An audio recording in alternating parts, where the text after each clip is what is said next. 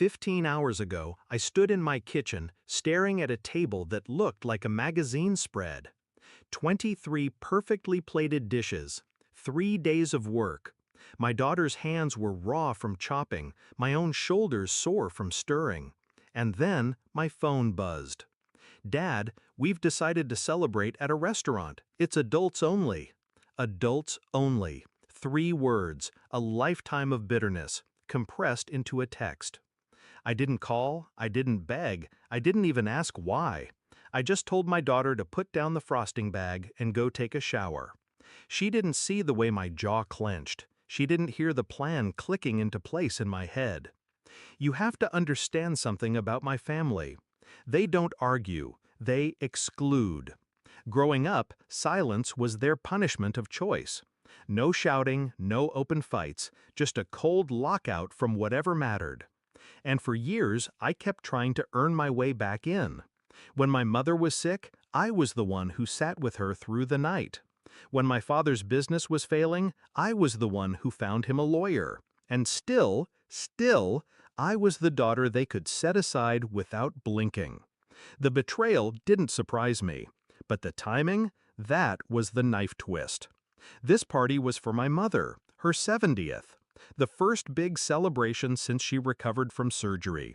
My daughter had taken ownership of the menu, her first time cooking for the whole family.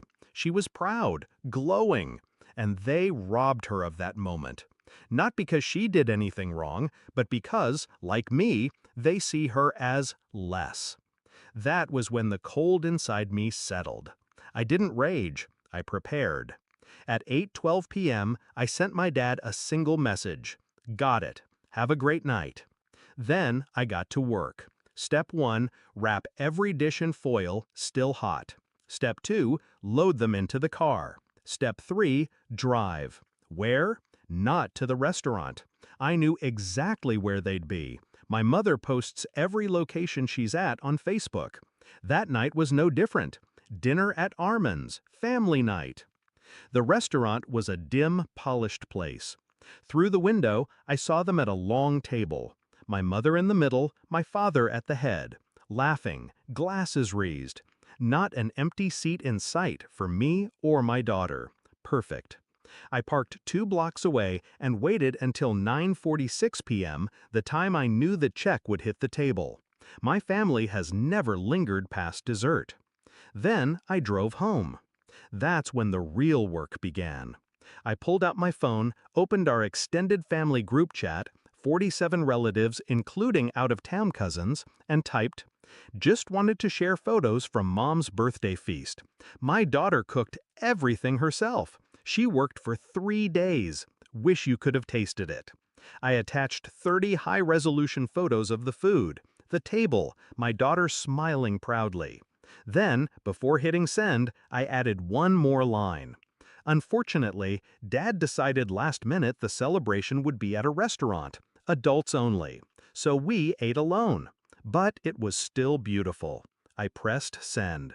And then, silence. For all of 15 minutes. The group chat exploded. The first message came from Aunt Mara. "What? Why wasn't she included?" Then Cousin Lena. "Adults only? For your granddaughter on her grandmother's birthday?"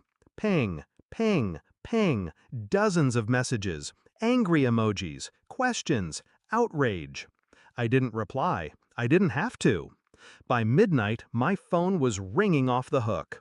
Not from relatives, oh no, from my father, from my mother.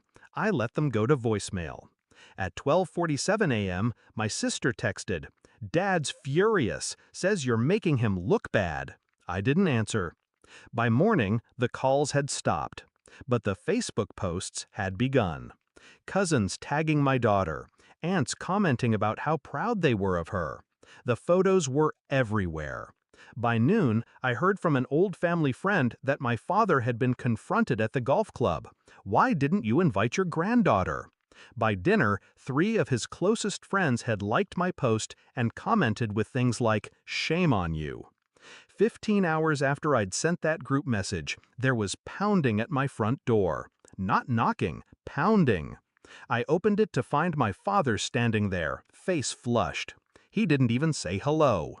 "You've humiliated me," he hissed. I leaned against the doorframe, calm as stone. "No, Dad," I said softly, "you did that yourself." He sputtered, called me manipulative, said I'd turned the family against him.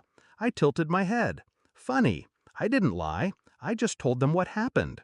If the truth makes you look bad, maybe it's not me who needs to change. His jaw worked like he wanted to spit fire, but there was nothing left for him to burn me with. He left without another word.